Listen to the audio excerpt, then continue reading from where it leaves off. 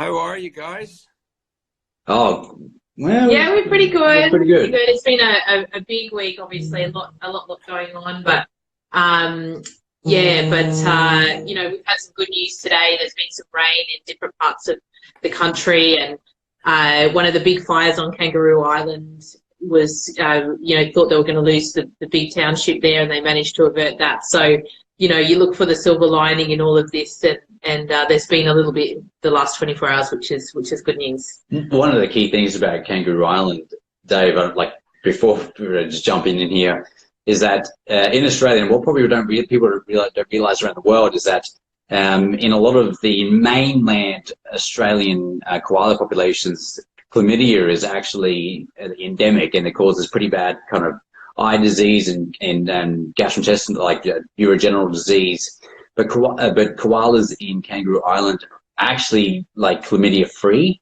So if all their habitat gets wiped out and they have to actually transport these koalas into areas on the mainland, then potentially what might happen if they bring them back to the Kangaroo Island, they bring chlamydia back with them. So it's a big issue that they're tackling down there. So it's good that these fires have gone out. So. Well, they haven't gone out. That particular area. Yeah, sorry, but they are under better control. So. Yeah, it's devastating. It's devastating. So, guys, thanks for coming on the call. I reached out to you guys because, like, I know you're both like ultra superstars, and I feel like the rest of the world needs to hear more about what's happening with these bushfires, because it's, you know, I think probably give us a sense of the bigger picture. What's kind of happening, and can you put some dimensions around this, because this is kind of mind-blowing to me. Like when we think about the Amazon bushfires and the, you know, the devastation that was wrought there, you know, Australia is not a less diverse place in terms of ecosystems. So paint a picture for us.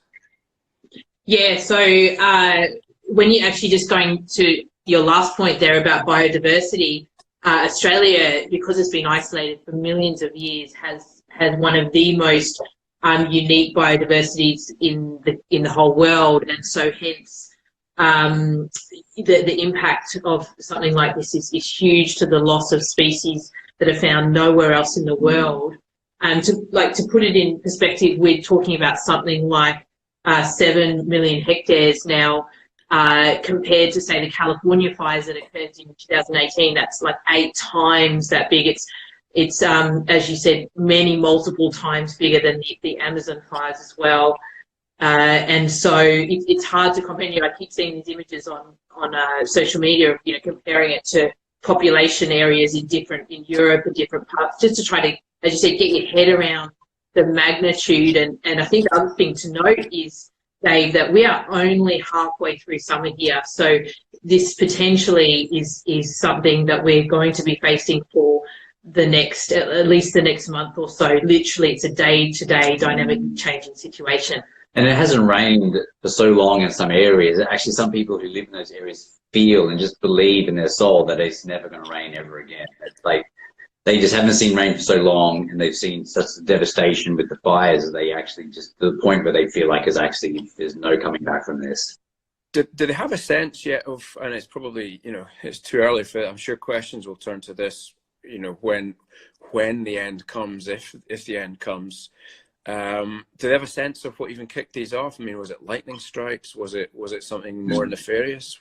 There's so many everywhere.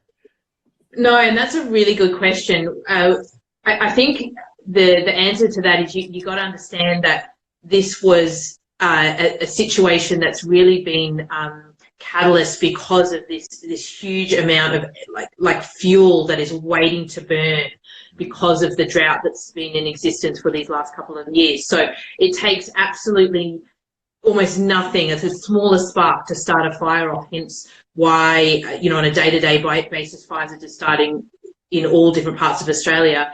And this isn't, you know, very, very small percentage of these are, you know, or something terrible like this. Majority come from dry lightning strikes. That's the most common because of the impact that the fires are having. They're actually creating their own weather systems now where there's heat trapped at a very low level in the atmosphere, and that's causing clouds to form and lightning to strike So it's becoming this own, this whole weather system that's just kind of kicking off. The other thing, occasionally it might be started by a spark from an electrical pole or something like that, but by far they believe the majority are from lightning.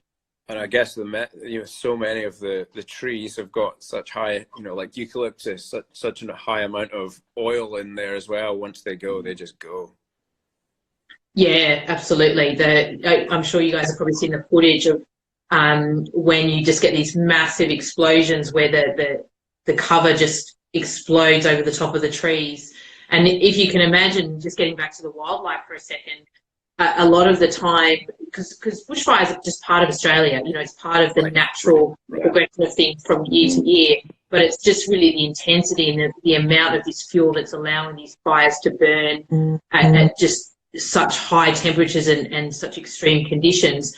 And what happens is where the koalas would normally climb to the top of the trees and be an escape from the worst of the fires are just so encompassing that they just are incinerated as the fires go through. So. And like the fire fronts move, not just like by slow progression, they actually take leaps through embers that have been floating around and wind, and up to like 10, 20 kilometers away, they can actually start another fire so far in advance that it's almost impossible to actually just stop these fires in their dead tracks, because the wind actually will pick up an ember, and then because it's so dry, it will land kilometers away, and then another fire starts. Yeah, it looks devastating. It looks devastating. Now, the numbers I'm hearing coming out of animals actually destroyed by the fire. You're always a little bit wary on the internet of what those numbers are, and I've seen a lot of numbers bandied around. Can you give us a sense of just is there a sort of a sense of what an accurate number is? And because the numbers are huge, they're too big to get my head around, really, but can you paint a picture for us of that?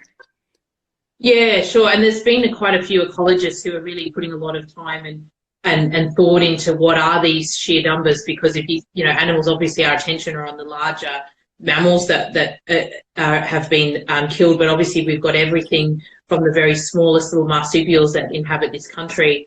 The numbers now they're reporting are up around 1 billion or so, excluding things like frogs and some of the other amphibians and things like that. But yeah, it is of that magnitude, they believe, which is, as you said, it's almost hard to comprehend that many. We're talking about millions even of domestic livestock, 9 million cattle and sheep and obviously, the koalas and things. So we think of all those large animals, and then we will have all the tiny animals that are also as part of that. So when we look at we think of the wildlife, just the sheer numbers of wildlife, but then when you consider that it has gone through many or a lot of our rich farming land and grazing land, and when you talk about how many million, 9 million like livestock, that's farmers who have built up over decades breeding stock that have they've been able to sell, they've been able to market and so forth, and the whole entire production line just disappears. And that's not just cattle, but that's sheep, that's horses, and so forth. So, billions of animals, 1 billion animals have died, but it also then it's the magnitude of the economical impact, and also the years and decades of investment of passion, time, and money that have gone into these kind of just production systems that are just gone. It's incredible. Is there any sense of what the ecologic impact of this would be at this point in time? And how long have these fires been burning for? It seems the reason I really wanted to get on a call with you is because the news cycle moves so fast, and there's always the danger that people are like, oh yeah, Aussie bushfires, let's move on. But they're just the fires are moving on, but the situation isn't, is it? No, and really the start of this season, or when we consider this disaster really started to unfold, was in September of last year, which is obviously does coincide with when we do start to see bushfires in Australia. In terms of the ecological impact, and actually one other thing I was just going to say, Dave, when you were saying that is, I think people probably have this idea when, the bushfires start and then things go quiet in the news and the bushfires are out. But these bushfires, the majority of them are not out. They're just brought back under control again. So they're burning in a controlled area, and then maybe for a couple of days, and then what happens then is the weather conditions change, the winds get up, the temperatures increase, or the winds change direction, and the fire front just takes off again. So they kind of have, a lot of them have been burning continuously since September. Some have been put out, obviously, but yeah. So in terms of the ecological impact, as I said, fires are an important part of just the life cycle here. Yeah. But when you get them burning at this intensity, then you certainly get whole species wiped out. And there's species, like the kangaroo island dunnet, for example, which is only found in that part of Australia. Normally those little guys will hide, they live in grass bushes, and they'll hide in those little grass bushes when bushfires come through and be protected, but they just don't stand a chance when they're of this intensity. So I don't think we'll truly know the ecological impact until this is really over. So and it's not like as if the native wildlife will run away and then come back. It's just that it's so big an area and they're so niche to some particular areas that they just can't survive anywhere else. And I suppose we won't know, and we probably won't even realise what species have been lost. And this is the sheer area, like millions of hectares that have just gone. So it really staggers. Some of the things I think about and I wanted to highlight for people were just in terms of scale. I think sometimes Australia is a place which effectively is the size of America, with a population of people which is a third the size of the United Kingdom. This is a vast expanse with not a massive number of people in it. And I mention that because there's a particularly, I want to talk about the firefighters. I mean, what a incredibly difficult job the fire service are having to do out there. And I know it's not just New South Wales, it's all of the fire departments across all of the states that have to face this kind of thing. But it's a slightly different setup, isn't it? A lot of these guys are and girls are volunteers, aren't they? They're not full-time. It's not a full-time professional service. To cover an area that size is just almost impossible to do, isn't it? Mm. Yeah, that's right. Yeah, majority of our fire brigades, because of the area that they cover, are on a volunteer basis. So these guys have been working for 6-8 weeks, just doing shifts, going in turns in shifts, away from their families. There was a lot of, obviously it was quite a subject of debate over here because they weren't being paid. They weren't able to work in their regular jobs. They're risking their lives, their lungs, for goodness sake. You can imagine the smoke inhalation, even though they obviously have, respirator equipment, but, all those sort of things. And we have lost, there have been a number of fireys who have died since this started, either directly through the fires or through rollover of their vehicles going through very rough terrain, etc. And I'm sure, some of that footage of them getting caught in the blazes and caught inside their vehicles, you cannot imagine the terror that they must have experienced, or the terror of their families who are back home. It's been wonderful to see the support that's come from overseas. We now have Canadian, American firefighters here, the support. And I would say that the support from the UK, from America, from really all over the world, really coming to Australia's rescue. I think it was that very iconic photo on the front page of the New York Times on New Year's Day of the kangaroo that we've all seen in front of the burning building. It was a Matthew Abbott photo, and that, I think, just really suddenly people realised what was, the magnitude and the support that has come rolling in since then has been really quite incredible. So, anyone out there, I'm sure some of the people listening to this will have donated, and please know that everyone in Australia is so grateful for the support that you guys are showing, and that just to know that you're there, that you're there to support us. It's really important. No, well, I think they're heroes, everyone, aren't they? Everybody in those departments. Now, turning the questioning really to the injuries that vets are treating. The one image that sticks out in my mind is of that brave lady, and it was a bit earlier in the problems who, see the koala just walking around, and it wasn't even vocalizing in the video till it was taken to the vets and they were dealing with those burn injuries.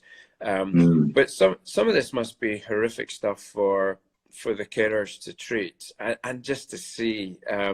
So what sort of injuries are they seeing, and what sort of impact is seeing these sort of injuries and these scales having on veterinary professionals? I mean, that it must be devastating to see this. So there's a couple layers to your question, David. It's an awesome question. First of all, like a lot of the imagery that we see on social media and news of koalas that are walking up to people on bicycles and drinking water and things like that.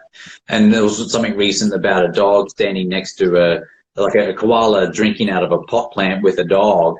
That doesn't occur in reality, really. Like it's only in these situations where animals are so critically ill and so desperate that they will actually go out and seek water and seek resources. So koalas are, they're wild animals. They're perfectly normal in nature and will avoid humans and dogs and things. But for them to actually go into populated areas for water indicates that they're just absolutely desperate and they're dying.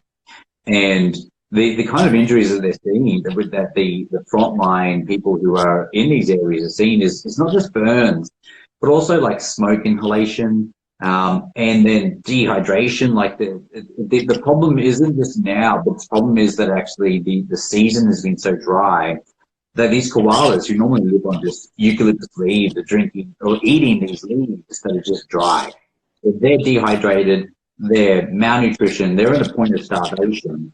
So they're either getting burned from the fires, or they're starving, or when they go searching for resources, food and water, they come into contact with motor vehicles, dogs, cats, whatever it may be, trying to get away from the fire. So the wildlife are not just getting burned, but they're getting traumatized. They're actually starving to death and dying of dehydration. So, and that's the same even for some domesticated species that are like dogs and cats that are wild in those areas as well. They're getting just as injured as much as well. And the toll and the second aspects of your question, Dave, was that around the toll of vets and stuff? Is that right? Yeah, exactly. I mean, just even as you're describing that, I can feel myself very emotional, and I'm not there. I mean, how is this? This just sounds overwhelming. Is the word I would use. How are people coping? How are people holding up? From what I understand, and Alex will elaborate from more of the front end and front lines side, but from a veterinary standpoint, I was the challenge that Australian veterinarians face that are in these areas now is actually lack of resources, but not necessarily around like a lack of resources in water and electricity is really important, but also there are everyday veterinarians who have practices and smaller practices in the areas that have been burnt by, that are affected by these fires, that are they're struggling because no one's coming to their business. They're actually not generating revenue. But then also that they're doing the best they can for people who are affected by fires. So then they're also actually treating patients for free. And then they're also spending resources on treating wildlife for injuries that they've never treated before. Like, as a general practitioner, Dave, when's the last time you treated an animal at all for burns or smoke inhalation? Exactly. So rare. In fact, smoke inhalation never. Yeah. So hence we've set up, one of the first things that we did, because actually as a centre we do see burns, just being in the specialist sort of field, we do see them from time to time. So one of the first things we wanted to do was to set up a website with resources so vets could just jump on. Here's a one-pager. What's the first thing you need to? How do you triage them? How do you assess if they need immediate euthanasia? What kind of pain relief are they going to need? Yeah. you know, when do you start addressing the burn? So literally like BAM, so that vets had that support to know that, you know, they had the resources and what to do, because there's a lot of pressure on them. If you can imagine, these guys, you know, the feeling is try to save every animal. And there's a lot of expectation that they put on themselves, and that people out there, very well meaning, put on the veterinary profession. But we know that that's not always what's best for the animals. You know, if they have burns to greater than 50% of their body, their chance of survival is almost none. Also, with a lot of these wild animals, they don't cope with the stress of being in captivity. So even if their burns are what might be considered non-life-threatening, but they refuse to eat, they become very withdrawn, and they then start to really deteriorate. A lot of the koalas start to go into renal failure, etc. Then someone has to make that call on the basis of welfare, and welfare has to be the very first paramount decision in this process, as opposed to, you know, that feeling of it, and that obviously with it carries a lot of feelings of guilt. No matter, talking to one of the vets on Kangaroo Island, no matter, she's there on the front line doing everything she can, but there's this overwhelming feeling, it's never enough. It's never enough to be able to do this. So what we do know is that mental health conditions increase by 5 to 10% after a major disaster, and I think Australia and the Australian veterinary profession particularly is going to have to find ways to support the veterinarians in the oncoming months, because we are going to see vets who, you know, when you're in it and you're dealing with it, well, you just deal with it the best you can, but then over time, you know, we're going to need to support these guys and really find a way to get them through it. So yeah, this sounds like it's way past any sort of caregiver fatigue and straight into you know, post-traumatic stress stuff that we'll be dealing with here for sure. That requires professionals really to come in and counsel these guys, you know, as to how to process what they're seeing. And the duration of it. No, the duration would be months to come. Like, they think potentially that, you know, the biggest issue is now and what they see, but then it's the impact on the months to come for people going back to homes which have been burnt down, whole entire family businesses that have just disappeared, and like just like the recovery of these forestry areas. It's not like as if like, okay, rain comes and then trees start sprouting trees again. It really does require like a whole just regeneration, from like the ant to the insect that eats the ant, to the bug that eats the bug, to the bird that eats the bug, to the, I don't know, you know, like even higher up. It's like a whole entire ecosystem just collapsed. And that's years and years, decades before we will actually see regeneration of actually habitats that are suitable then again to be able to sustain natural wildlife. Yeah. No, that's it. It puts in perspective, guys. Thank you for sharing that. With pets, I mean, I know you. Oh, Alex, I was going to say, do you want to shout out that website? What's the web address of the website you set up? Oh, so it's Vetapedia. So it's well, I'll send you the link. But if you Google Vetapedia, VETAPEDIA, it should come up. And it's for veterinarians, or Vetapedia for veterinarians. It's on the Animal Emergency Service website, and it's just a online educational platform where vets can have access to all sorts of veterinary resources. We have all our general protocols for emergency on there, and our CRIs and all that sort of stuff that we use in the hospital. But we've developed a special area on that platform that's just for resources for burns and smoke inhalation and things like that. So brilliant. So was that a .com or a .com.au? Oh, .com.au. So animalemergencyservice.com.au and /Vetapedia. Okay, got it. If I pipe in here, just in case, Dave, you don't ask me, but I'm sure you would too in the end, but I want to make sure it's really important for veterinarians around Australia. There's a lot of money that has gone towards large organizations like the Red Cross and Wise and so forth, and like a lot of organizations that are distributing funds in terms of millions and millions of dollars, like $30 million have gone to Red Cross. And anyone's gone to Wise, like 15 million or something like that. Yeah, number is growing every day. So. And that's incredible. And we can't really articulate how much we appreciate that. But what's come to my awareness and it's something that actually all of a sudden just highlighted to me is that a lot of these organizations aren't really, even government organizations, aren't prepared for supporting the veterinary community. Aren't ready to and prepared for like really just providing support real time to the veterinarians that are in this area, that have a practice that is either being burnt down and destroyed, that is supporting a team of veterinary nurses and receptionists, right? So the veterinary business owners, but also the veterinary business owners that are supporting and caring for people whose houses have been burnt, or for the wildlife that is coming through their doors, which are coming out of, like, they run out of money, right? Okay, there's only so much money in the veterinary business. Yep. And I had a discussion today with one veterinarian who was, her clinic was saved by meters by bushfires. And there is the Australian Veterinary Association has a benevolent fund which is designed for veterinarians, and they collect money and they collect funds and they distribute the funds, and the fund distribution is done by veterinarians who are trained to be trustees. So you apply or you're nominated. So a veterinarian has to apply or they're nominated for access to these funds. And what I would love to share in a long roundabout way, I'm getting to the point. Yeah. Is that the AVA Benevolent Fund really does need help.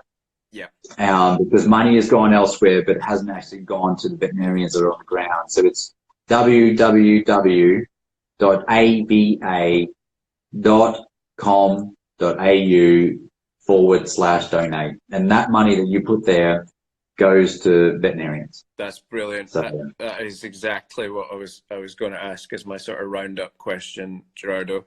So that's www.ava.com.au/donate. Yeah. If I didn't mess that up. No, you got it perfectly. Yeah, that's good. Okay, perfect. Guys, is there any end in sight to this? Is there any shred of good news here, or is this just? Alex is going down to South Australia tomorrow, Monday. So when she goes down there, she's going to bring a whole heap of rain and just. No, Dave, I'm really excited about the trip to Adelaide next week. We have around about 110 koalas that are being kept in a school gym at the moment. They're relatively healthy, which is great news. They've just been rescued because obviously there's no food out there, there's no shelter, so it's very hot. It's about 46 degrees. So bringing all these koalas in, going out each day, and I'll be going out with the teams and bringing these koalas in that as I said, not necessarily have any direct injuries, although most of them need fluids, etc. And then our aim will be to find a suitable place to relocate them. And then start getting them, back out where they should be, and hopefully fairly safe out there. But it'll be great to see the work that they're doing there, and also, just going out with the teams and getting these guys from there. So it's really good. And I would say on the good note is it's incredible how people come together at a time like this. And certainly, I think never more is the Aussie spirit alive than when you see something like this happening, and we'll get through it. We definitely will, and I'm absolutely sure that we'll come out the other side stronger. Well, thank you both. Thank you for giving your time just to fill us in on some of this stuff. I think it's just horrible to see from a distance. So what it's like to be living there, in the amazing, beautiful, wonderful country that is Australia. We love you guys, and that's for you both. Thank you both for doing the work you do and being rock stars. But for all the veterinarians and the firefighters and the families and just everybody out there, the message certainly from me and from here is, we love you guys, and we're behind you. And we'll push this recording out and try and raise more awareness. VMX is right around the corner, and I'm going to go there and agitate a bit and hopefully motivate our community that I know wants to help and has a massive heart. So if we can support the veterinarians in Australia, then that's what we're going to do. So thanks, guys. Really appreciate you both. Thank you so much for your time. Thanks, Dave. You're a champion, bro. Thank you. Listen, is there anything else I didn't ask or we didn't say that's really important that people hear now? Oh, look, I think just keep the messages coming, the support coming. I really think at the moment that's the most important thing, and it is hard. People want to be able to send things over. People want to send medical supplies, or they want to come over and volunteer, and certainly there's been a lot of that going on. But if I'm completely honest, what these people, these communities need is donations, to go and build enclosures for 100 koalas that are going to maybe be in rehab for a while, or buy equipment, or whatever it is. So that really is the very best way that people can help the veterinary community and the wider community of Australia as well. Yeah, it doesn't sound nice to ask for money, but actually, to be honest, that's the most effective way that people can support us. Yeah. All right, that's awesome, guys. Mad love. Thank you so much for your time. You have a great rest of your weekend and be safe out there. Hey. Now, if you would like your question answered, then the way to go about doing that is to record your own little video clip that you don't mind us using, because we will make you famous as well. But send in your video question, or you can send in on Instagram or Twitter or email it or DM it, whatever. Send your question in. It's got to be about veterinary business, veterinary life, your career, what's going on with you. But ask a question that you think I can add some value back for you, and I would love to give you an answer on this show. And if you do send it in and we use your question, you'll receive a signed copy of So You're a Vet Now What, and my eternal gratitude and some notoriety by being on the show. So don't be shy, step up and send in your questions. Thanks for listening or watching. Be safe, be well, be happy. Dr. Dave out.